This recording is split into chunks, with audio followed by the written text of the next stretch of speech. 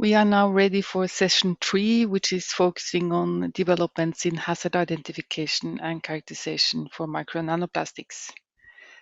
And here we will have 3 presentations, and the first one is a keynote lecture, and that is given by Ron Hogenboom from Wageningen University Research, and the title of his talk is Hazard Identification and Risk Characterization, Micro Nanoplastics in Food and Feed.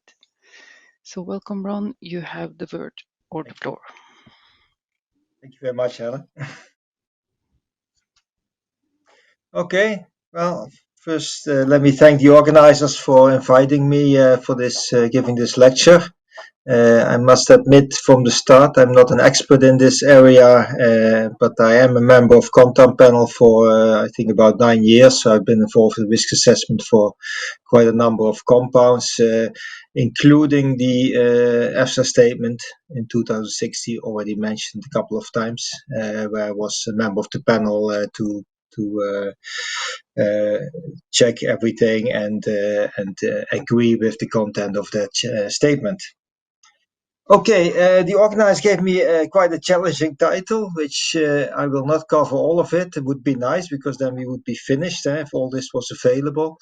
I think EFSA identified a lot of gaps, data gaps in 2016, and I'm happy to say that a couple of issues were tackled by research groups, but certainly not all of them. So the interesting discussion also tomorrow will be whether we have enough to do an update and do a full risk assessment, because that would of course be very nice.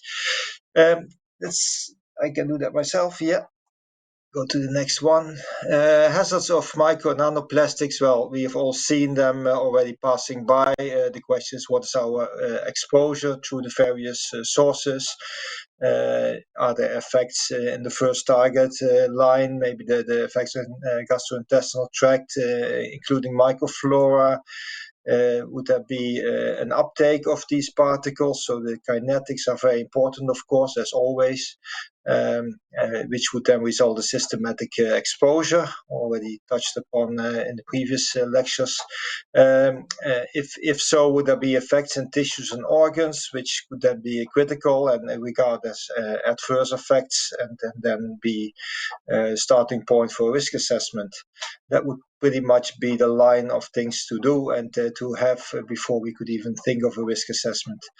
And then already touched upon is whether these compounds, particles can act as carriers of contaminants, if so, which ones, and I think important issue also touched in the EFSA statement is whether such an additional exposure to let's say compounds present in these particles or attached to these particles would actually increase the exposure to certain contaminants or not. This is a statement already shown, 2016, what EFSA did. And what you can see, let me just get rid of my own view. Gone.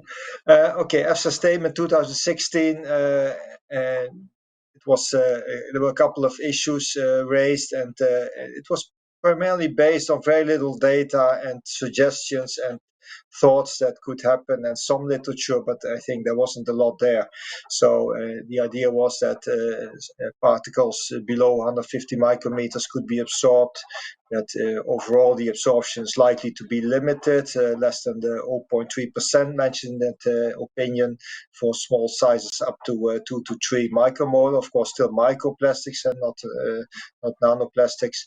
For nanoparticles, it might be a bit higher, but still below 10% in vitro as a tool. Also, uptake would be size dependent, but not a simple correlation. There would be different mechanisms involved, and different properties of these components would be relevant.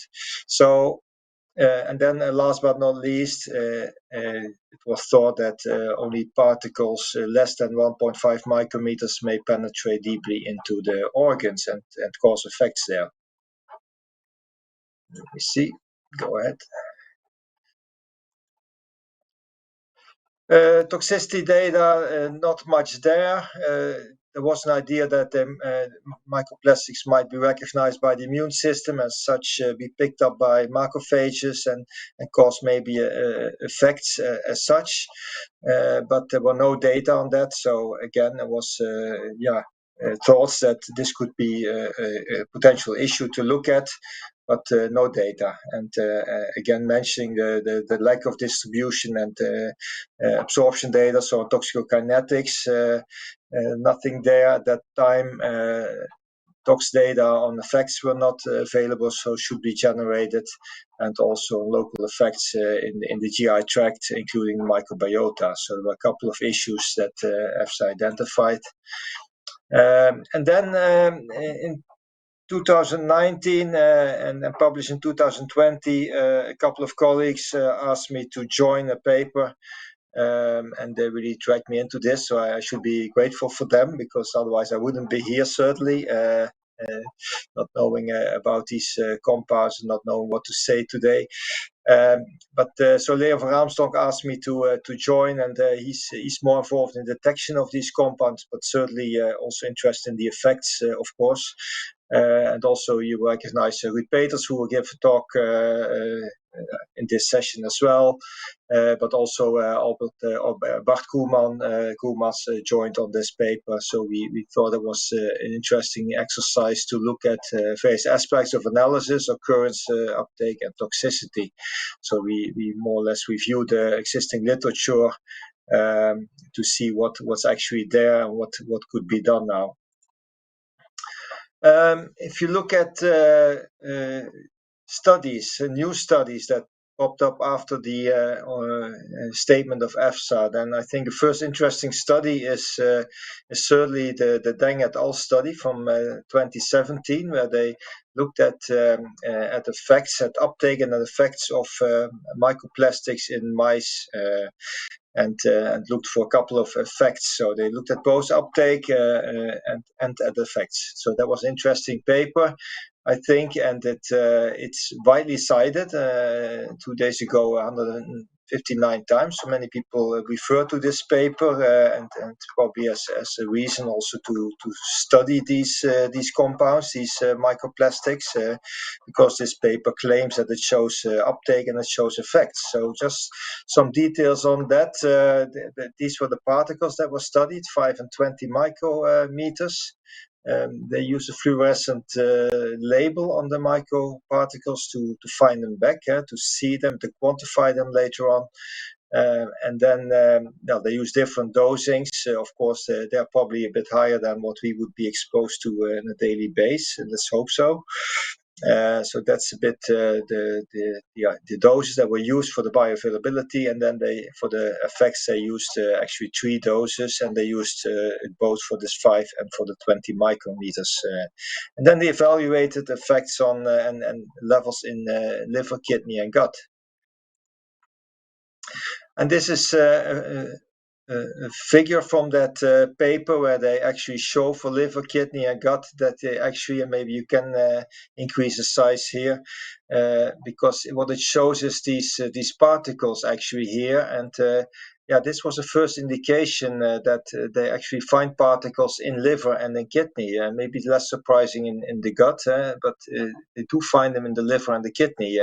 And both the 20 micrometers, which is really much larger than what EFSA predicted, and also the 5.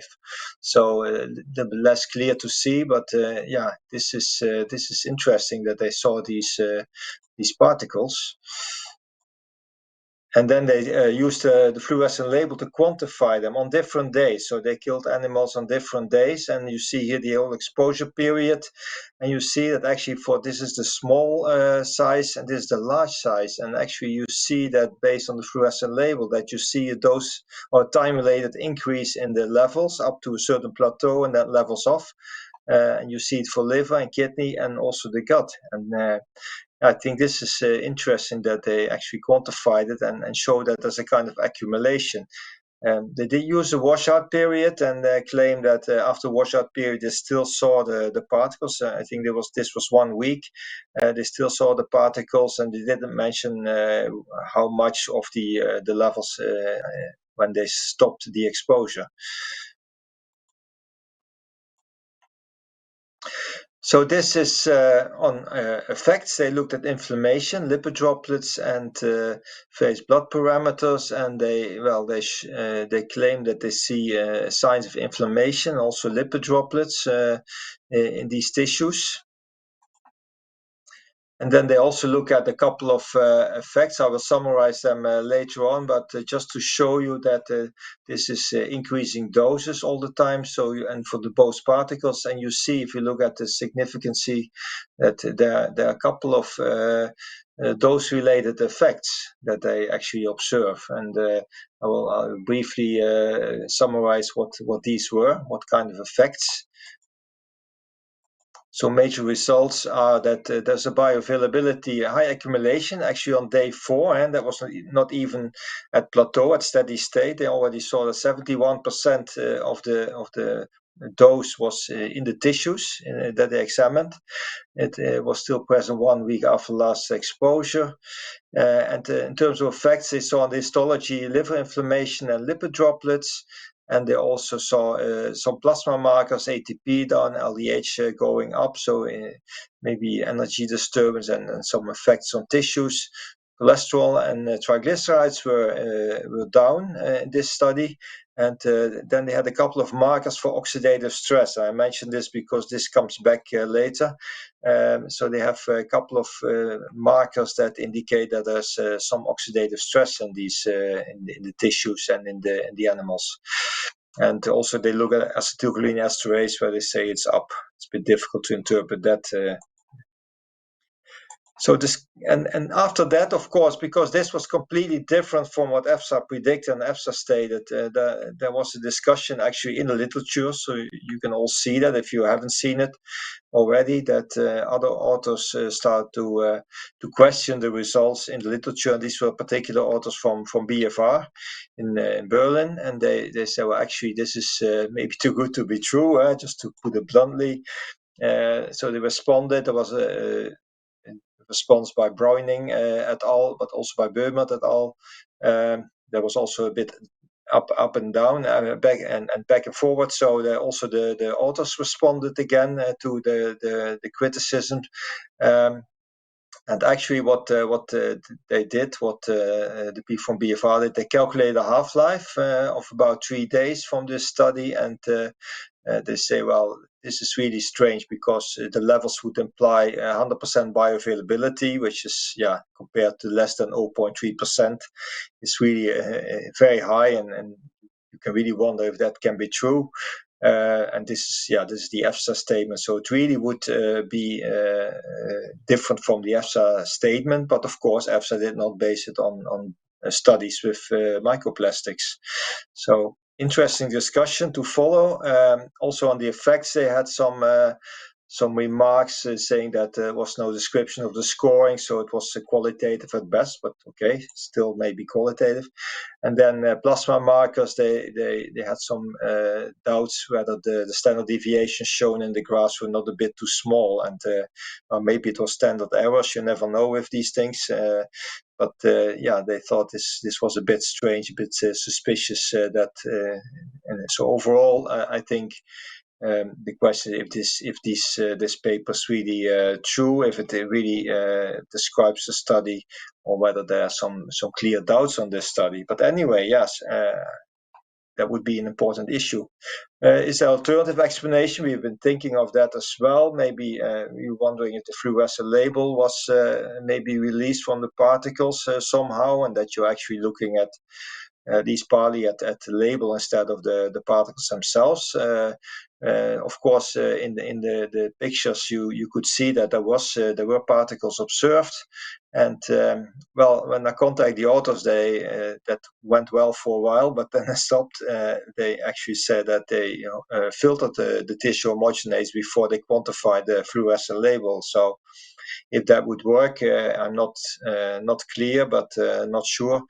But at least that's what they claim, and that would make it a little bit less likely that the fluorescent label was actually released. yeah, maybe they made a mistake in the that in principle you do see this time-related increase, but that the concentrations are not correct. That it should be much lower, and it would still indicate that there was a time-related increase in these tissues, which maybe would make sense. If there's any absorption, that it would increase for a while. And meaning that lower levels might still be relevant because still part of the label would get into the tissues and maybe cause the effects that were observed. Actually, the study would have been a lot more credible maybe if they only had observed 1% absorption and still see these effects. So this is an interesting discussion, I think, a discussion point maybe also for the breakout session if we get to that point.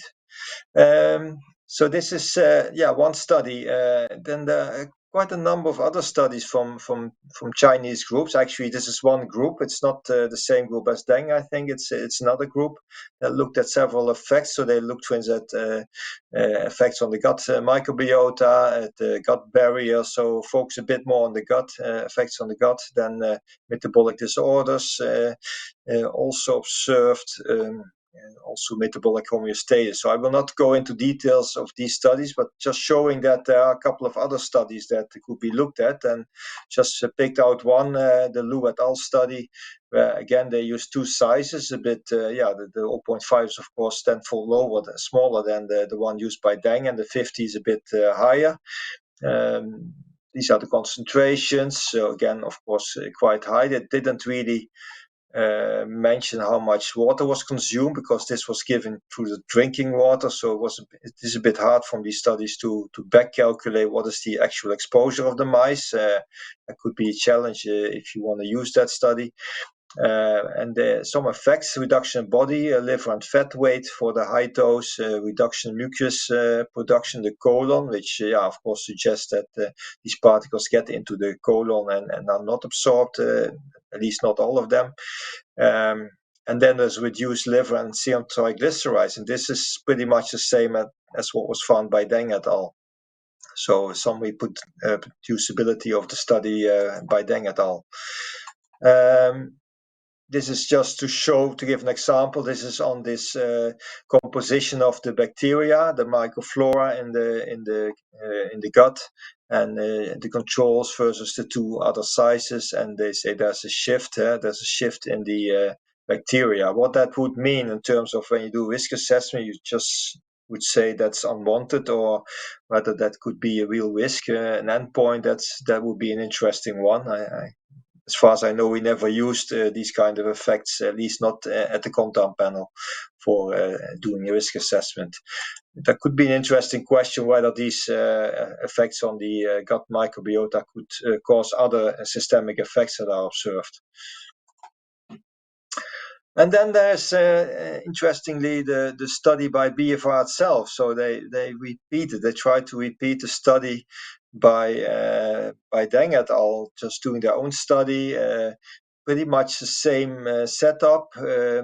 They also did some in vitro studies that support the in vivo studies, but focusing on the in vivo study, they used mice again, but they used a reporter gene in the mice. So it's a transgenic mice, which in response to oxidative stress, it will be more easy to see the oxidative stress effects. So I think that was the rationale, because oxidative stress is one of the endpoints that comes out of some of these studies. And at oral gavage, they didn't apply the dose every day. They applied it 3 times a week, so with some intervals in between. Not sure if that would affect the results. That could be an interesting discussion. They used, again, fluorescent label, microplastics, 3 different sizes. So pretty much, again, in this 5 and 20 micrometers that was used by Deng, and they used 1, 4, and 10. So pretty much the same. And these are the numbers that they used per treatment. And then I looked again at several tissues, what the effects could be. And some of the results, most important results, some particles were detected in the intestinal wall.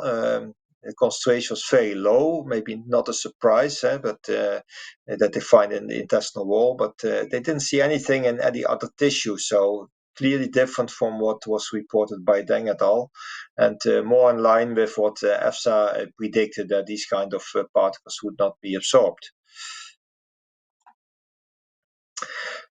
there was no inflammation or oxidative stress. They look at histology and then the fluorescence in the mouse model, but they didn't see any indication of these kind of effects. It's also different from what Deng found. There's one other difference, that they waited for 3 days after last treatment before they examined the mice. So yeah, did they recover from any effects? Would the levels or the absorbed material be excreted? That could be a discussion point. Of course, they calculate a half-life of 3 days for the Deng study, so you would, based on that, you would expect half of the dose that you would find just after the last treatment. So, still, it may be less likely. Maybe some of the effects recovered. That's possible, that the effects are no longer there. But still, if there are still particles in the body, does that make sense? Is that what you expect? So certainly a lot to discuss, and a real challenge if a working group from EFSA would look into these studies and what to conclude from that.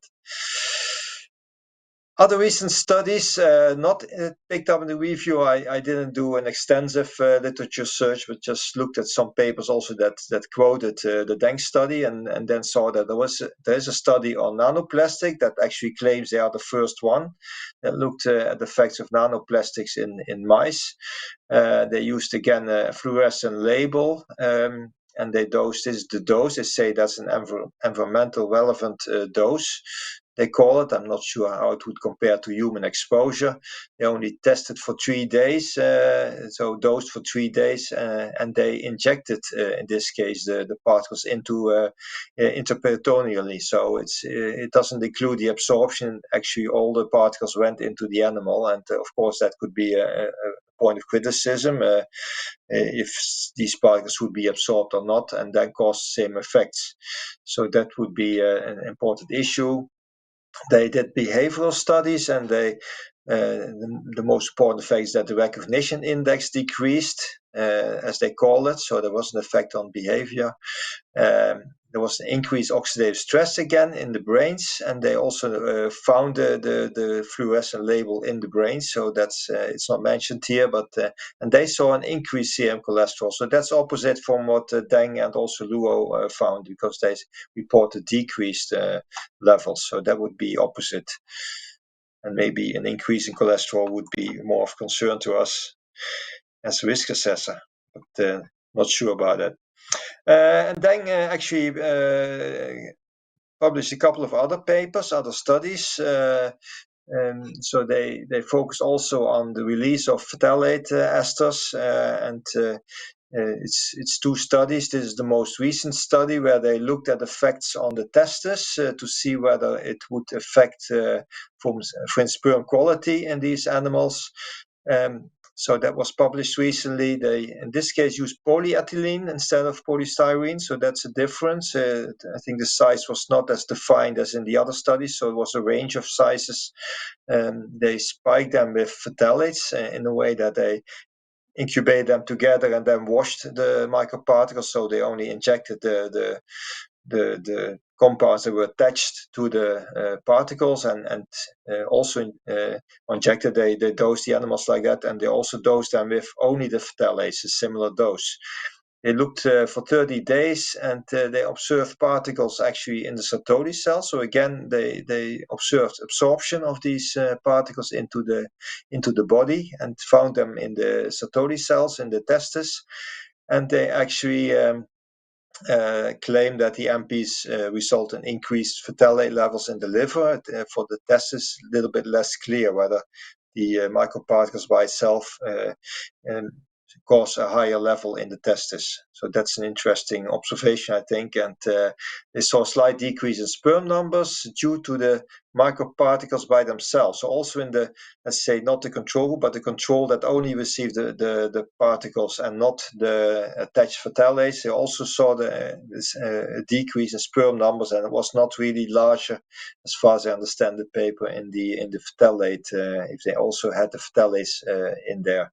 And then they saw an increase in superoxide dismutase and malondialdehyde, which are again markers for oxidative stress. So with that, I come to some conclusions. I think there are now studies on absorption and effects of larger particles, several studies. Results are questioned because they're contradictory. Data require a thorough investigation, I think, if possible. It would be nice to really see how were things done and how the calculations done. And yeah, it would be nice to investigate that. But yeah, if not, should we repeat the studies? BFR already did so without any outcome. So that would be interesting. Is it of enough concern to repeat such studies and say, okay, what if they did something that was just a little bit different and that is a concern? So it would certainly be an interesting issue. And of course, there's always this question. That's all I can say about hazard characterization and risk characterization. That at this stage, as long as we have no clear data on human exposure, it is also unclear if the doses that were given to the animals are relevant or whether they're much higher, and that there would be a no effect level in these effects at much lower concentrations or doses, with all the issues that were also raised before about what kind of particles and how to quantify them, how to actually use them, the dose levels. I think that was the last one. One other remark, only polystyrene, or primarily polystyrene. There's now this one study with polyethylene. What about other types of plastic? No data yet. So I would like to thank at least the co-authors on the review paper who dragged me into this, what seemed to be not so interesting, but then became very interesting regarding this controversy also between the studies. One of the co-authors, Meike, actually helped me to prepare this. She's an expert on nanoparticles in more general. So she helped me out with this, and I'd like to thank her for that, and EFSA for inviting me to this colloquium. And with that, I finish my presentation. Thank you, Ron. That was interesting to get an update. What has been and has been coming the recent years. Mm. There's a question for you from Claudia Menzel, and the question is: are there any studies on health effects, in parentheses, not only accumulation and occurrence, but actual health outcomes in humans, e.g., by comparing people with high or low plastic exposure? I don't know. I cannot say they're not. I didn't check that, to be honest. I think we did it before, and then we didn't notice that. I think also there it will be very important to look at the exposure and also which particles to include. I fully agree that we should be careful to distinguish between nano and micro. I think it's a whole range of, as we also mentioned in our review. So I would be careful before we can do such studies. I think we need a bit more confidence in the methods that we use and how to quantify the exposure properly. Let's see. I think there's another question for you. Thank you for the nice presentation, and this is from Elsa Antunes Fernandez. Is it possible that the difference in results between the different studies, e.g., Deng 2017, might be due to the different chemical physical properties of the particles used in the different studies? I think BFR tried to get the same ones, but I'm not sure if that was possible. I also tried to get it to do some more studies after seeing this, and maybe to check whether it's, for instance, an in vitro digestion model, if you could release the label from it.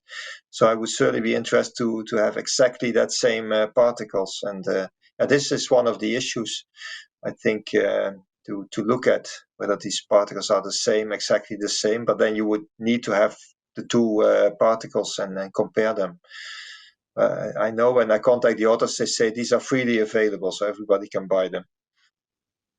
Mm-hmm. Thank you.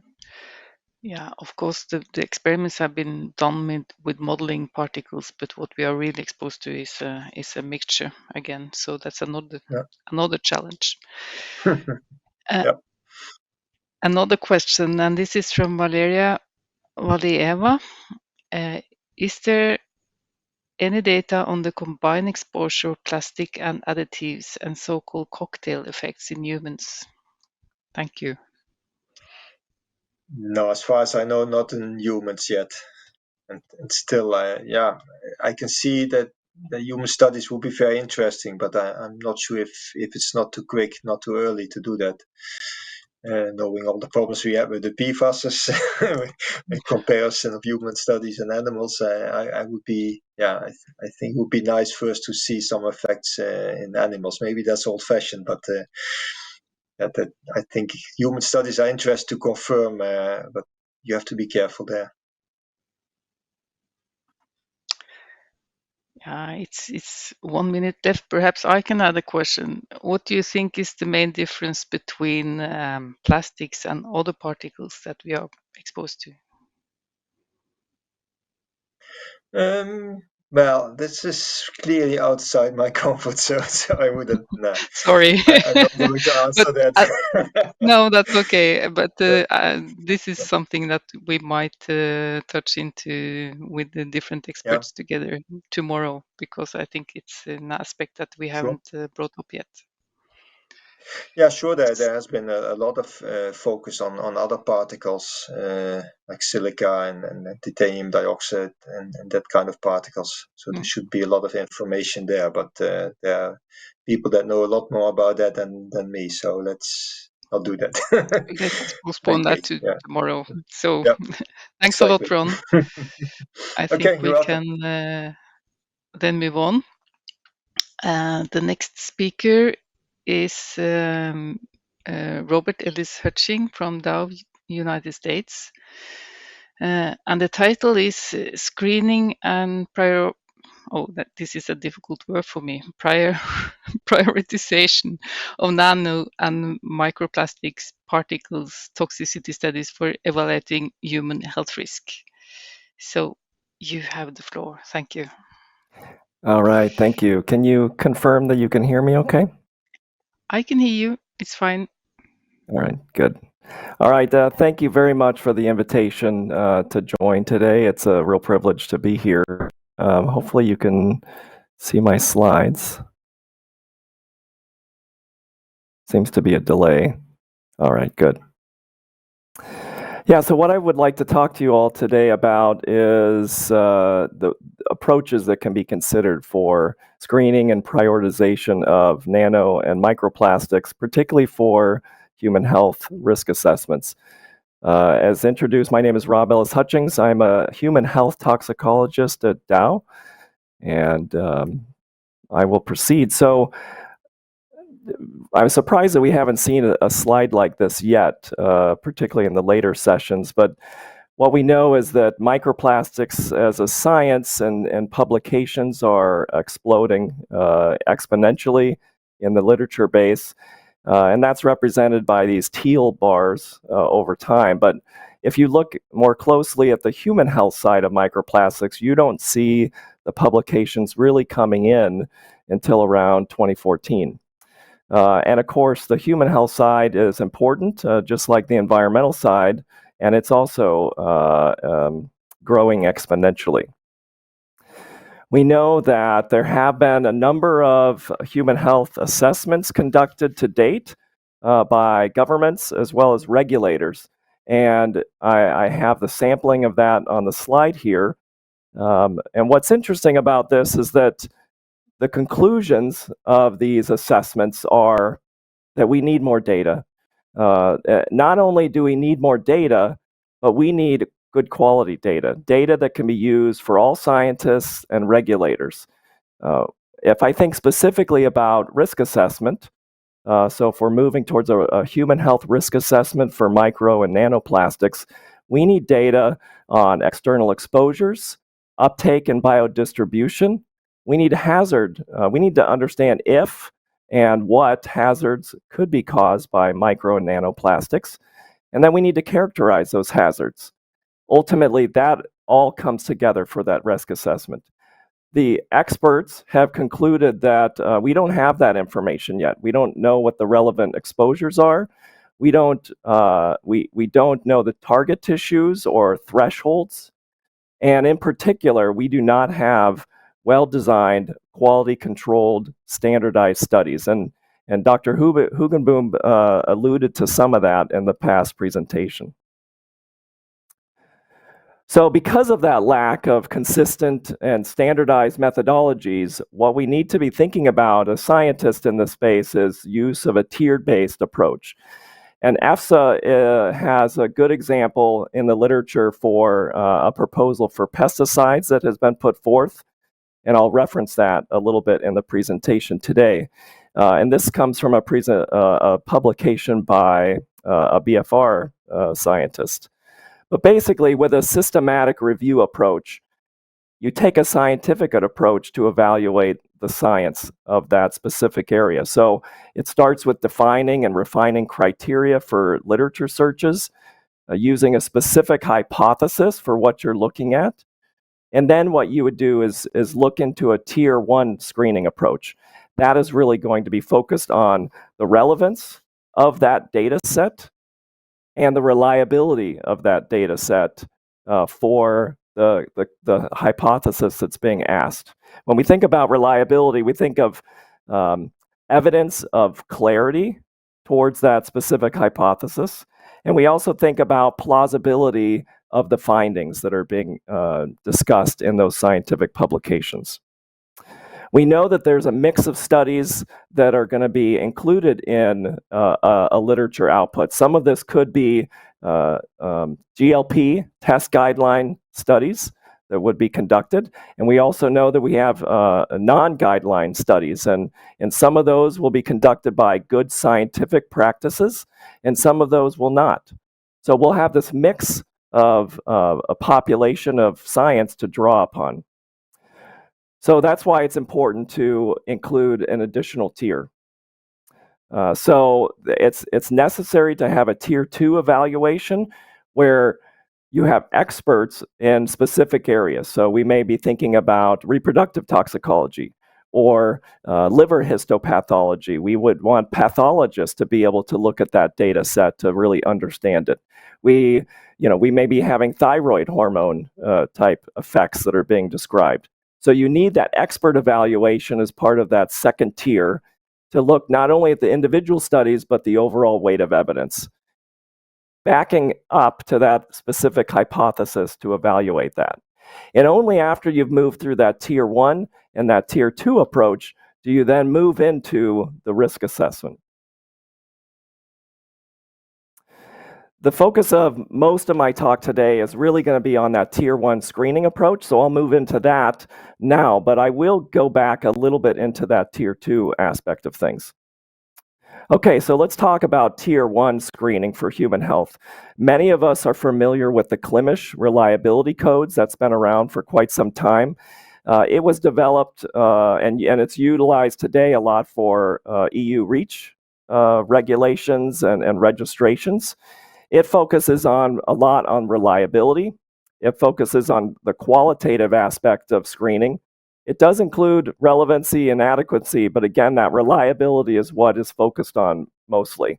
It includes 4 criteria, but there's been criticisms about that in terms of transparency, about focus or preference on GLP guideline studies over non-GLP guideline studies, and transparency, subjectivity. So because of those limitations, the ToxR tool was created. And that, you can see, goes from 4 criteria up to 21 criteria. That was developed by ECVAM. It not only has qualitative, it also has quantitative elements. It includes in vitro and in vivo. So one of the goals there is to increase transparency. It achieves that goal. But one of the limitations that's been described was in a publication by the US EPA when they were looking at it for the purposes of regulatory risk assessments. There was some concerns about still subjectivity, and really they felt that its strengths were in the aspect of a tier 1 approach, not so much for a higher level or a more expert-based assessment. Okay, so beyond that, if we move closer to microplastics, the Guide Nano approach took the ToxR tool and it developed it specifically or expanded it for nanomaterials. That assessment includes both environmental as well as human health, so that's good. It has even more criteria than the Toxar tool does, and that's been demonstrated to be quite a useful tool. But when we get into microplastics and human health, we don't have a tool to date. And with that in mind, a group of us have worked towards developing a tier 2 for microplastics. One quote that I think is interesting from retired US EPA risk assessors suggests that if you've got poorly documented studies, those with questionable study design, reproducibility, they should be identified as such and not used. Now, that's a strong statement. Something that's a little more charitable as a statement, it might be to say the vast majority of studies can add some value, but we need consistent standard methodologies, and in the absence of that, in particular, we need to use a systematic evaluation approach to look at human health risk. So with that, the aim of the work that I've been involved with and others is to develop a tier 1 evaluation tool to screen the available studies and also give guidance towards what do we need to focus on when we're looking at building new science for nano and microplastics. The goal here is similar to these other approaches where we want a transparent and easily understood tool that includes both qualitative and quantitative.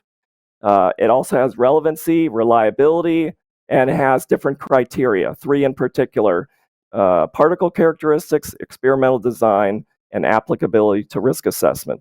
It includes parts of the Toxar tool and also the De Ruyter environmental tool that's been developed and well referenced.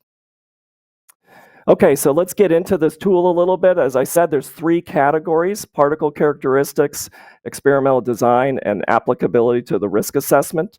You'll see that similar to other approaches, there are red criteria that are included. These are critical. So if there's a score of 0 on any of these, the study would be considered unreliable and not fit for purpose for a risk assessment, okay? But there's also reliability with limitations, score of 1, and fully reliable as a score of 2. And the approach here is to take the available oral data, inhalation data, in vitro and in vivo data, run it through that screen, and determine whether or not studies are fit for purpose for risk assessments. And then they would proceed to that expert review.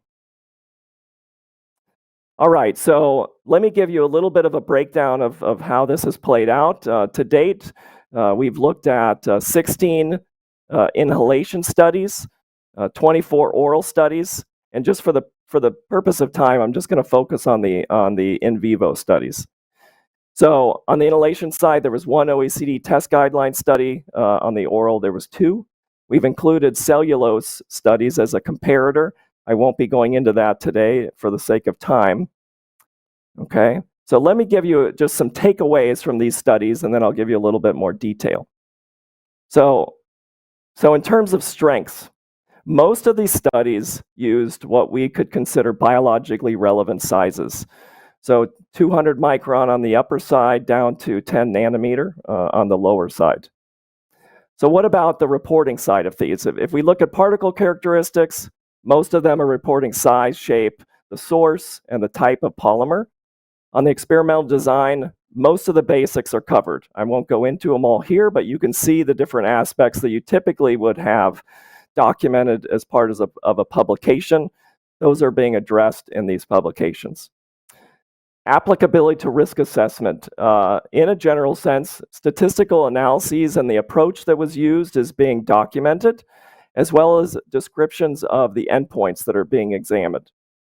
Okay, so on a basic level, the fundamentals largely are being captured. But there are some very significant need for improvements. So most of this that you'll see here are going to be focused on particles, okay? So there's a limited particle diversity. Most of these are spheres. Most of these are polystyrene. You probably heard that already.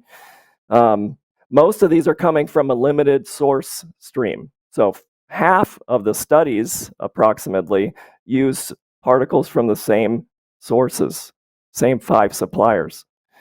These particles are not fit for purpose. They're not designed for toxicology studies. They're designed for equipment calibration, protein ligand substrate, for biochemical science experiments.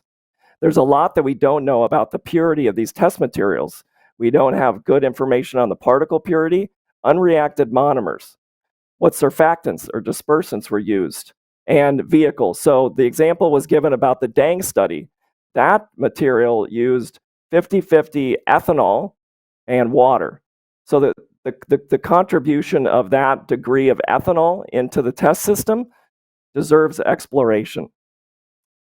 Particle characteristics. We don't have good information on surface chemistry from these studies. We don't have information on potential microbial contamination. That's particularly valuable for in vitro.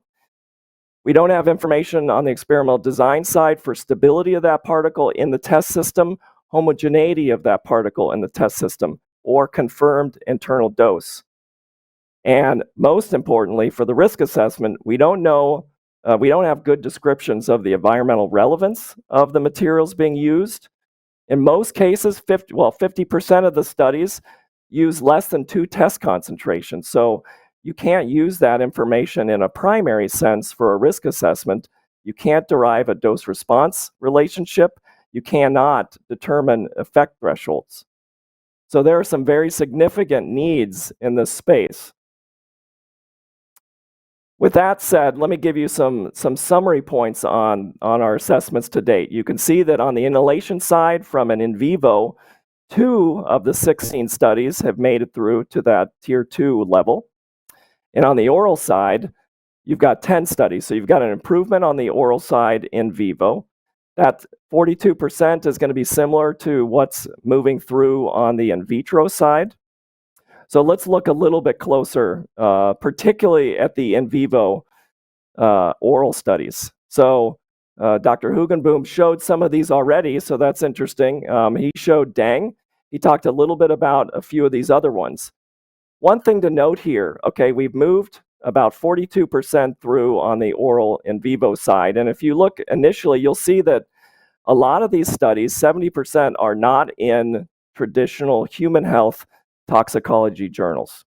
So that on its own is not necessarily a bad thing, but the question comes, during the journal submission peer review process, were there adequate subject matter expertise available to review those studies in part of that initial peer review process?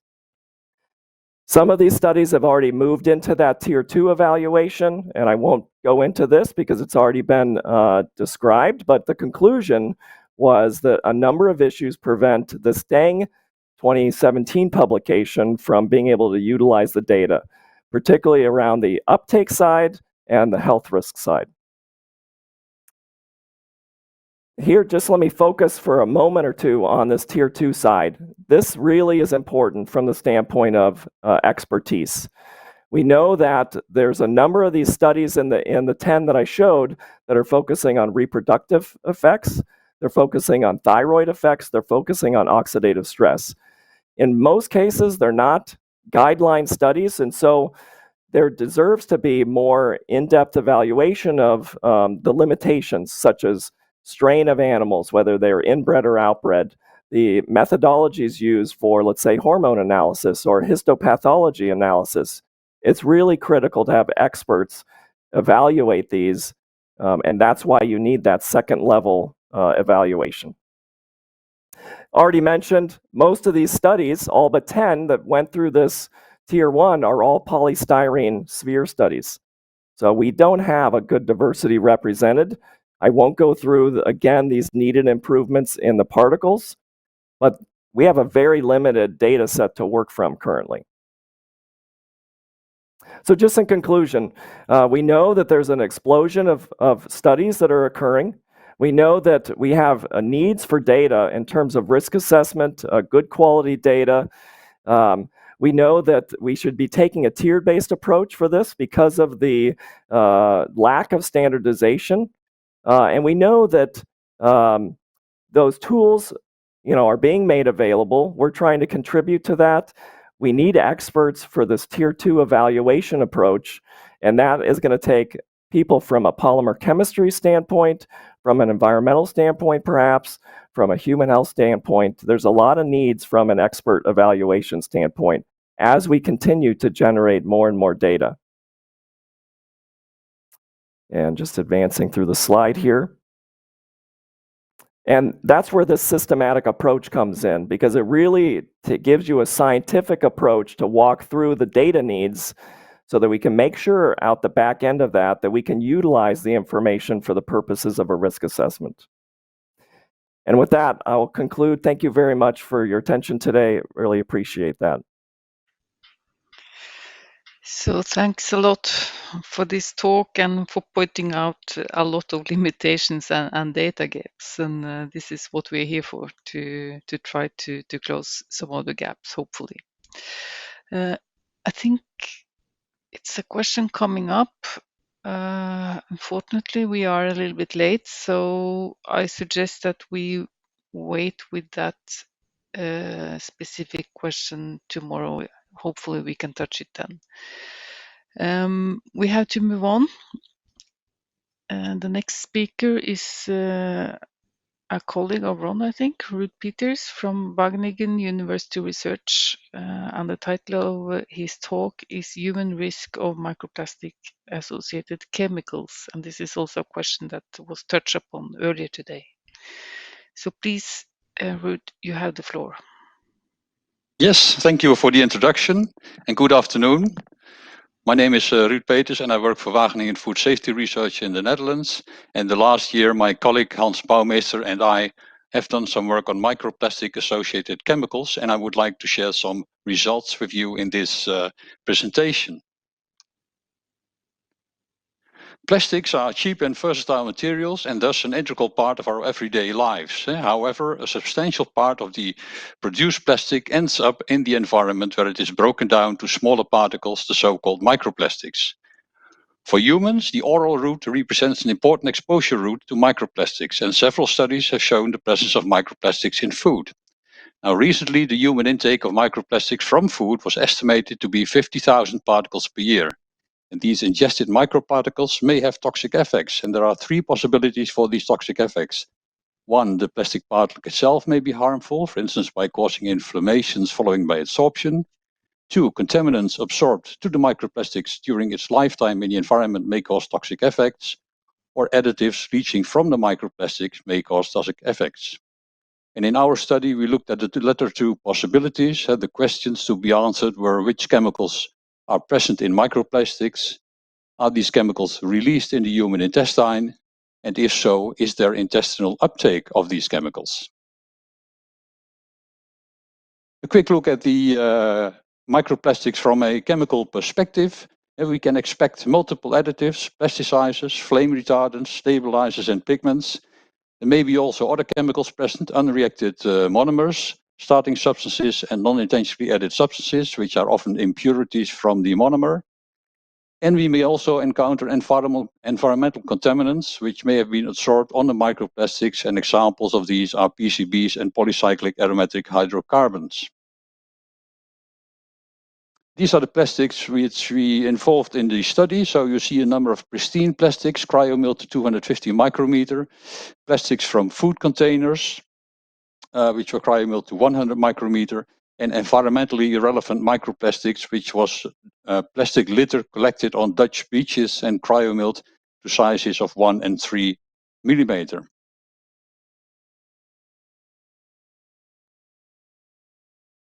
Just an overview of the experimental design of the study. The aim of this study was to identify which chemicals can leach out of different types of microplastics and to estimate the oral bioavailable fraction of the released chemicals.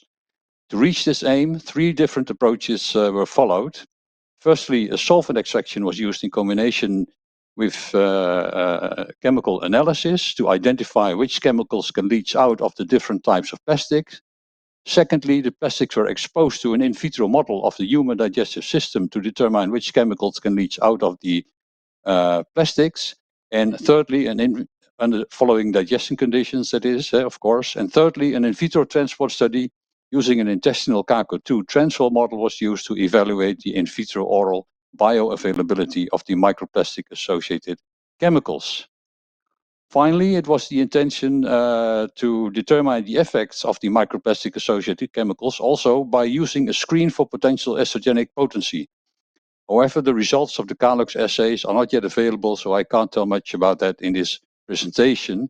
And the scheme simplifies to this next one, where only the chemical determinations are still in the picture. A quick look at the models we use. This is the human digestion model. It starts with the exposure of the microplastics to artificial saliva at pH 6.5 for 5 minutes. Then the gastric juice is added and the pH is lowered to 2, and it's rotated for 2 hours. And finally, the diurnal juice and bile juice are added and the pH is increased to 8 again, and again it's rotated for 2 hours, and this then is the intestine phase mimicking. After this, a subsample is collected for the translocation experiment, which follows after this, and samples are collected for the chemical analysis to see which chemicals were released during the in vitro digestion. This is the Trenchville model. So it's a Trenchville insert, a permeable membrane, and a series, monolayer of cells is grown on this permeable membrane. And these are CACO2 cells and mucus secreting cells, forming a mucus layer on top of the cells. The sample we collected from the in vitro digestion is brought into the apical chamber, and the cells are exposed for 24 hours to this sample. And after 24 hours, samples are collected from the basolateral chamber to see which compounds translocated during this 24 hours. Quick look at the analysis. Microplastics were ultrasonically extracted with acetonitrile, that has to be. Leachates from the in vitro human digestion and translocation experiment were extracted with ethyl acetate, and all extracts were analyzed with GC-TOF-MS in the scan mode to identify as many compounds as possible. For the elements, the microplastics were digested in using concentrated nitric acid, and the leachates were acidified to 3% nitric acid to mobilize the elements and to measure them all with ICP-MS in the scanning mode.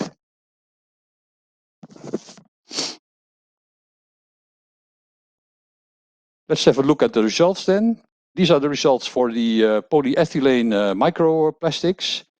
So we identified 6 organic compounds, 2 phosphates and bis-2-ethylhexylphthalate in the plastic, which you can see in this graph in the column P, and the table, sorry, in the column P.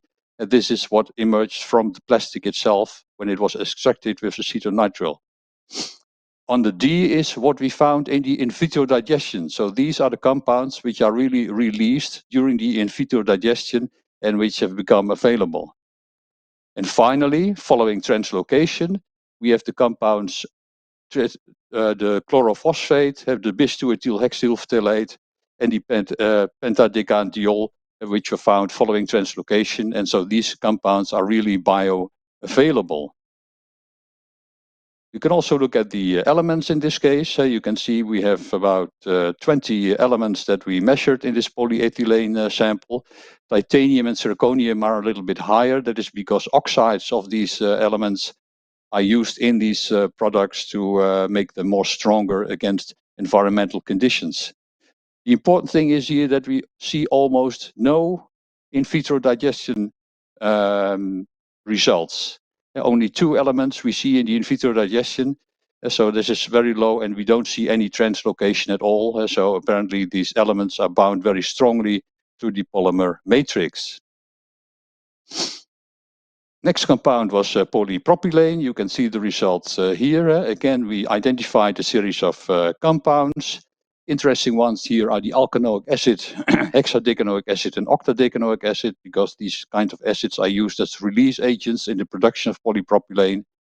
And again, you can see that lots of these compounds are also found in the in vitro digestion in the column D, and especially these alkanoic acids can be found there.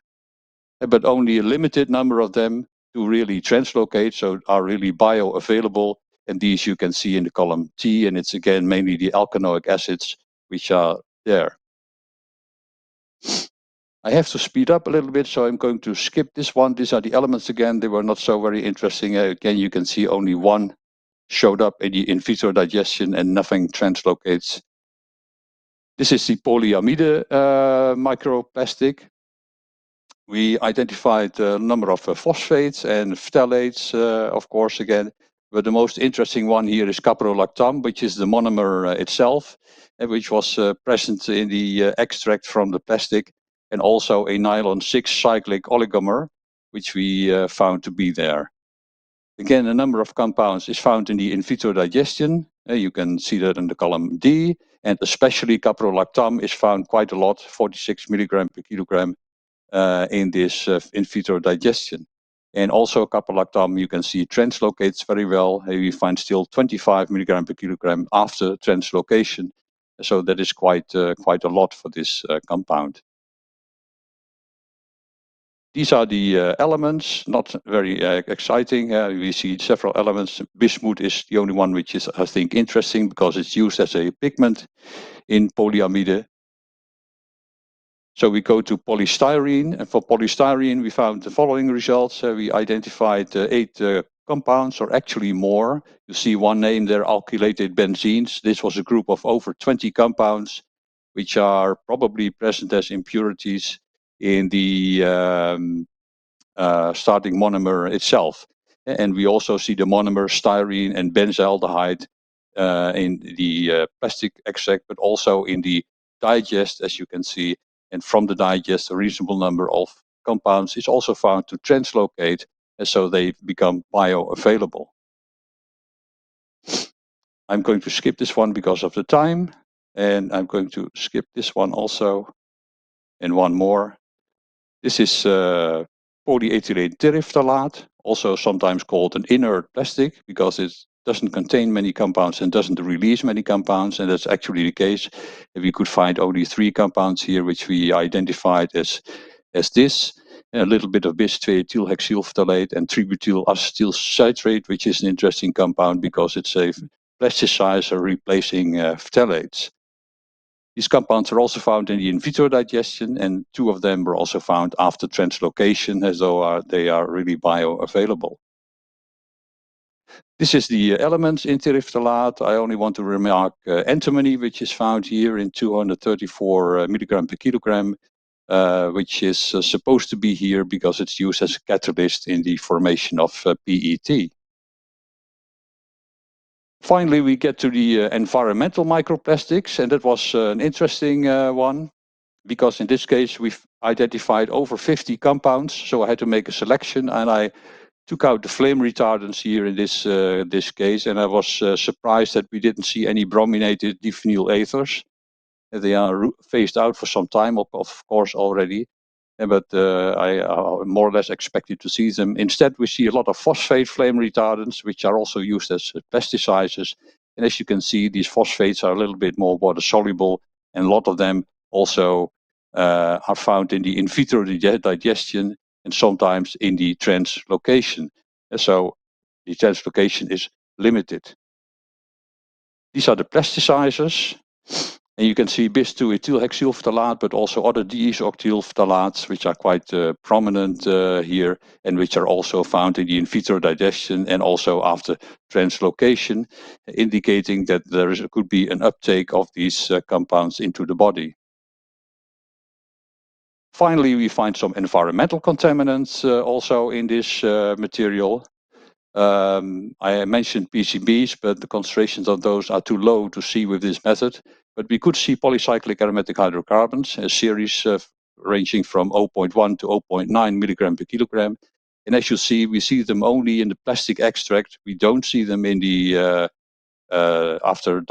in the in vitro digestion. The only one is naphthalene, and naphthalene is also the only one which translocates.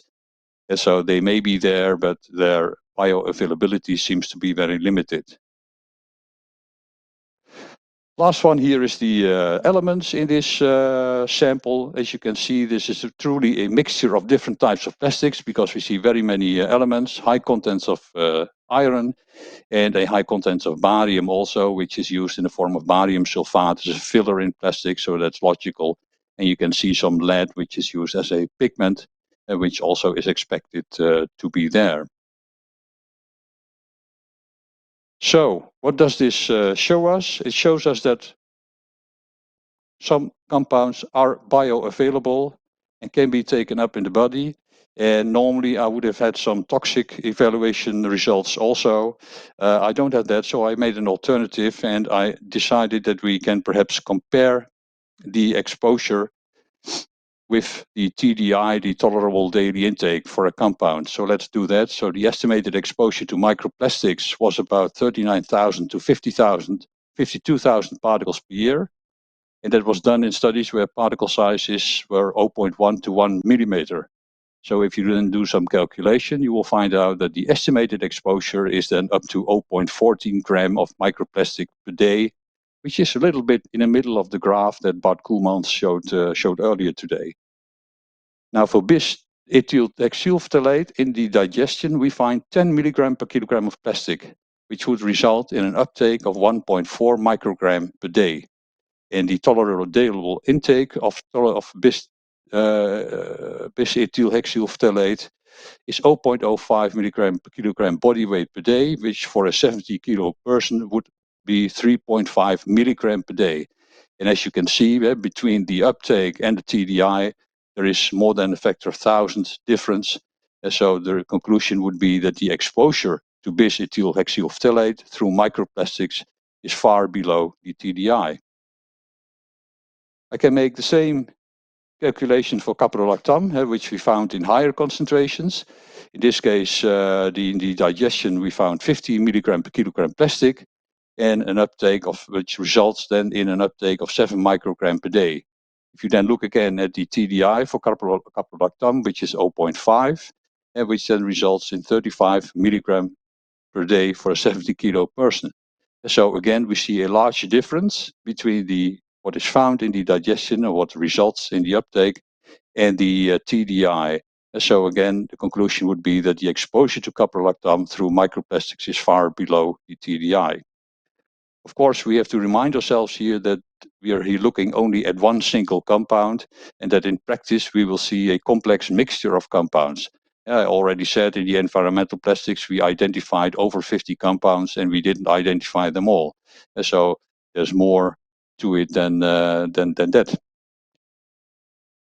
Just to summarize, leaching of microplastic associated chemicals into simulated digest and their translocation over an intestinal barrier in vitro was determined. About 50 organic chemicals were identified, and while concentrations in plastic may be high, emissions into simulated digest was 0.1 to 50 milligram per kilogram plastic, and only a few of the organic chemicals were able to translocate across the intestinal barrier in vitro, showing that the bioavailability is probably limited. For the elements we find similar, while many elements were found, especially in the environmental microplastics, only a part of these were found in the digest, and almost no elements were found to translocate across the intestinal barrier in vitro. Finally, 2 examples show that the exposure for an individual compound is far below the TDI for those compounds. But like I said, there are many more compounds there, so that's too easy, and we have to involve those also. And that concludes my presentation, and I want to thank you for your attention.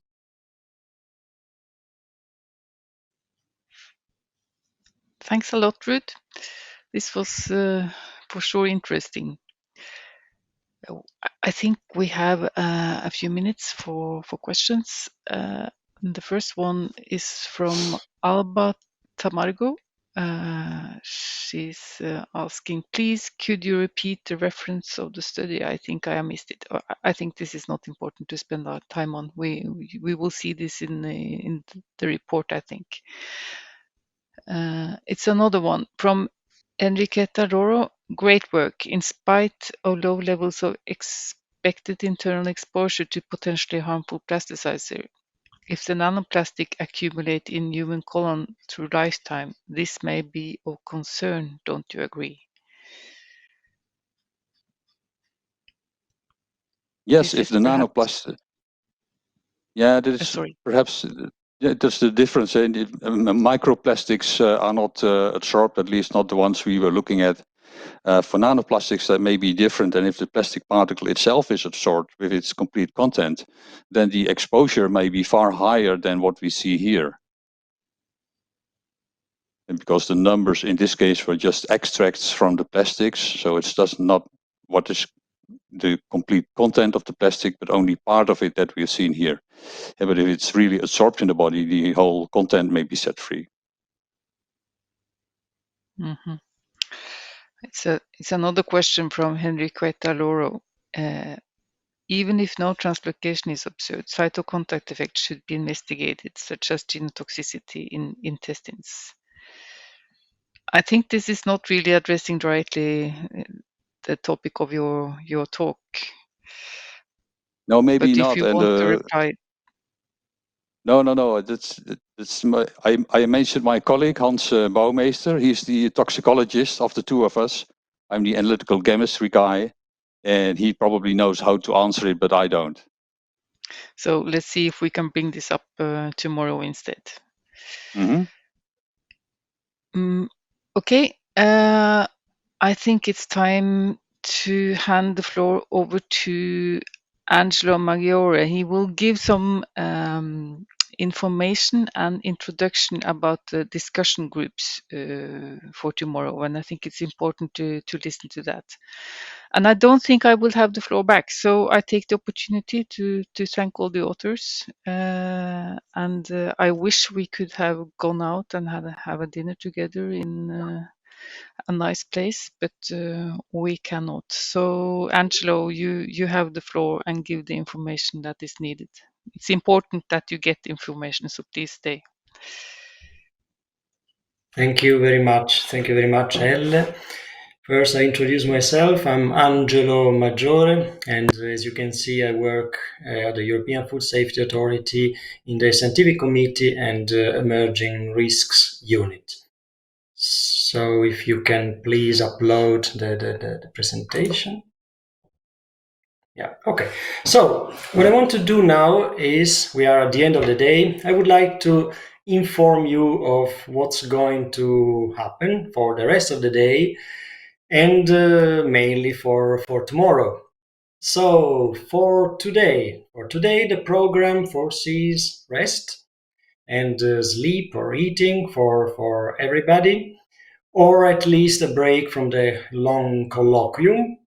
And for tomorrow, we'll start at 9 o'clock, and we're going to have a very intense discussion from 9 to 10:30. It's going to be organized, as you will see, in discussion groups. During the coffee break at 10:30, from 10:30 to 11, the rapporteurs and the chair are going to finalize the outcome of the discussion, and after the coffee break, we are going to present it to the plenary. After that, we are going to have a final overall discussion, and that's going to end at 12 o'clock. After that, we're going to have 9 distinguished experts debating together under the moderation of Barbara, and then chair and co-chair are going to wrap up and closure. So also tomorrow a quite intense program. Yeah, no, that's okay. Sorry. So you have already received the briefing notes for describing a little bit what's going to happen in the discussion group, and they have been structured in such a way as to make the discussion more efficient, but also the reporting more efficient. And when I say reporting, what I mean is 2 things. First of all, reporting back to the plenary, as I said, but also the reporting in terms of the summary report that we are going to produce after the event. I think there is a slide missing with the breakout sessions. That's strange, that's not. No, there are some slides missing for some reason.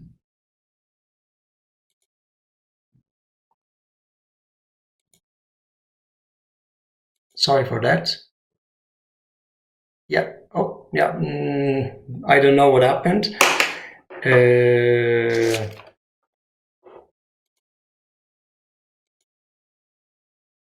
there are 3 slides missing. Just a second. I'm going to check for that.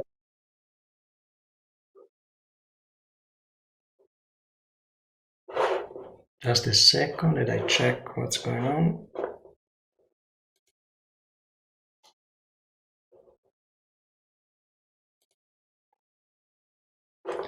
Okay, then no slides. I will just talk to you over.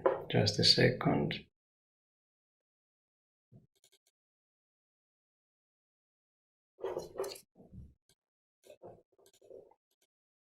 Okay, so unfortunately, for some reason, some of the slides are missing, so I will just talk to you till we get to the slide that you see on the screen. So we have around 140 people participating and in the discussion groups. In order to have a balanced number of experts and participants for each breakout group, we have divided them into 6 breakout groups. 2 for each topic. So 2 for exposure, 2 for others, and 2 for analytical methods. The idea is to have therefore around 20 people for each breakout group, and in order not to intimidate people and to guarantee an open scientific debate. Participants have been allocated on the basis of their number 1 main preference, but in some instances, for some of them, it wasn't possible to accommodate their main preference in order to achieve an equal distribution of numbers across the different groups. So we apologize for that. And okay, now I think we can go back to the presentation. Okay, thank you very much. So I tried the clicker again. I try to find it again, just a second.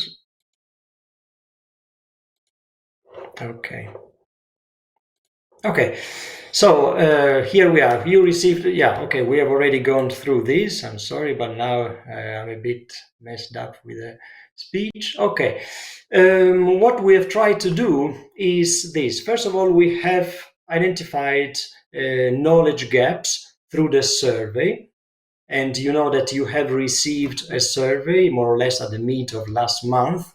And with this knowledge gap, what we have tried to do is also to propose actions, research actions mainly, to overcome these knowledge gaps. And then we go a little bit further toward prioritization.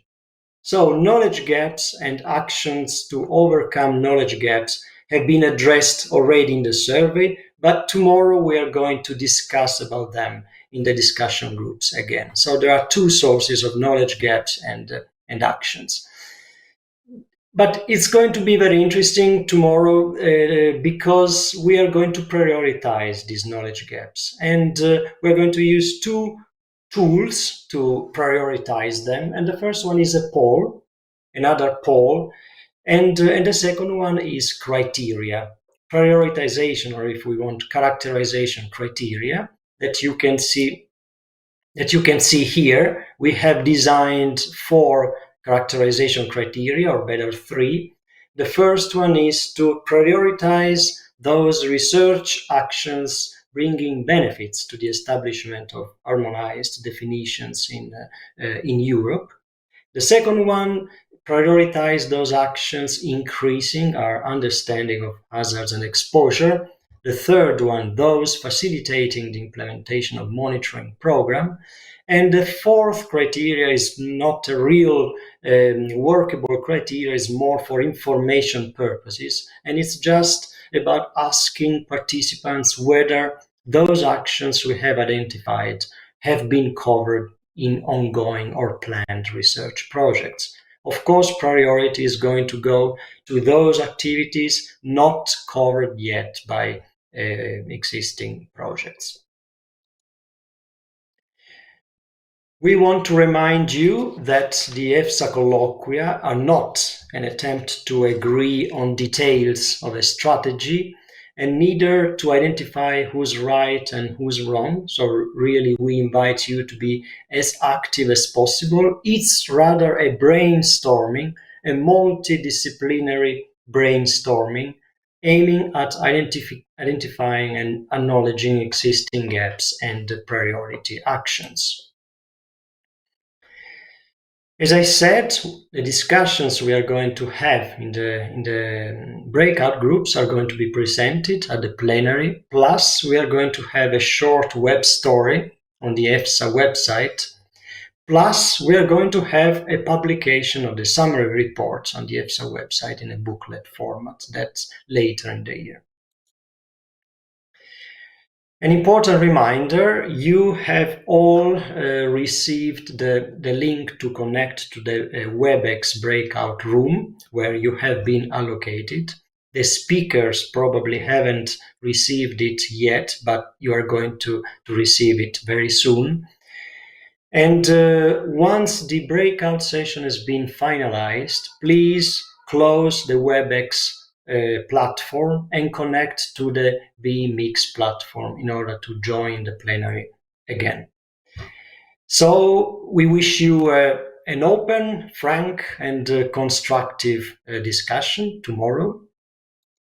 And finally, I would like to take this few seconds remaining to thank all the chairs, the speakers, and also the moderators, the panelists, and the rapporteurs of tomorrow's session. I would also like to thank very much those who have done maybe a more hidden but equally important job, like Alexandra Lewandowska and Hans Verhagen, who has coordinated the Scientific Program Committee till October.